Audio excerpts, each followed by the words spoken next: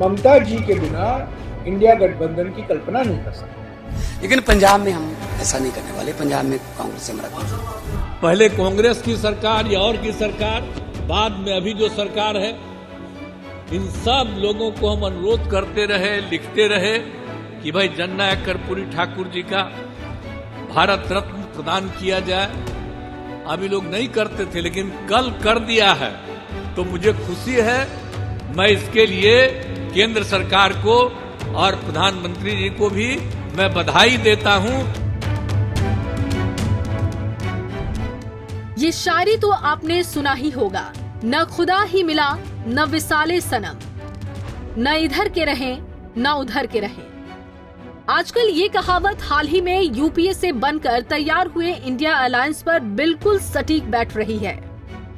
2024 के चुनावी दंगल से पहले पश्चिम बंगाल की मुख्यमंत्री ममता बनर्जी ने इंडिया अलायंस को बड़ा झटका दिया।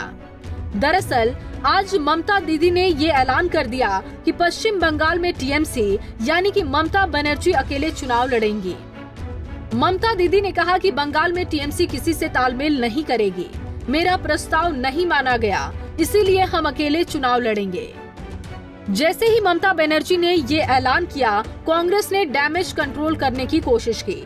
कांग्रेस पार्टी के राष्ट्रीय महासचिव जयराम रमेश ने प्रेस कॉन्फ्रेंस किया और ऑल इज वेल का संदेश दिया। इंडिया गठबंधन का एक बहुत महत्वपूर्ण स्तंभ तृणमूल कांग्रेस। हम ममता जी के बिना इंडिया गठबंधन की कल्पना नहीं कर सकते। इंडिया गठबंधन भी पश्चिम बंगाल में इंडिया गठबंधन के रूप में चुनाव लड़ेंगे और सभी पार्टियों का सहयोग होगा। जयराम रमेश की जैसे ही प्रेस कॉन्फ्रेंस खत्म हुई, वैसे ही पंजाब के सीएम भगवंत मान ने ये ऐलान कर दिया कि 2024 का लोकसभा चुनाव आप पंजाब में अकेले लड़ेगी। देश में पंजाब बनेगा हीरो। 2024 में लोकसभा चुनाव में आम आदमी पार्टी के पक्ष में 13-0। लेकिन पंजाब में हम ऐसा नहीं करने वाले। पंजाब में कांग्रेस से हमारा। जिसके बाद अब सवाल ये उठता है कि क्या टूट गया इंडिया गठबंधन? इंडिया अलायंस को एक से बढ़कर एक बड़ा झटका लगता जा रहा है।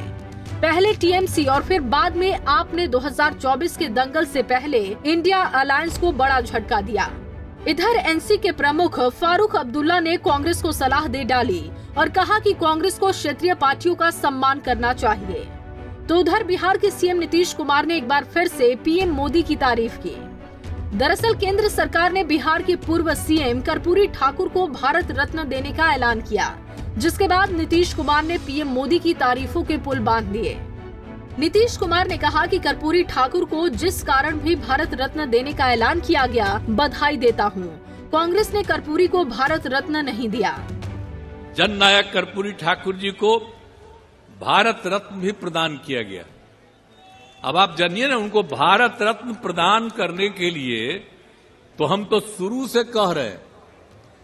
आप अगर देखिएगा तो जब हम लोगों की सरकार बनी है 2005 में, तो 2006 के बाद 2007 से लेकर के आई 2023 तक हर साल, पहले कांग्रेस की सरकार या और की सरकार, बाद में अभी जो सरकार है, इन सब लोगों को हम अनुरोध करते रहे, लिखते रहे कि भाई जननायक कर्पूरी ठाकुर जी का भारत रत्न प्रदान किया जाए।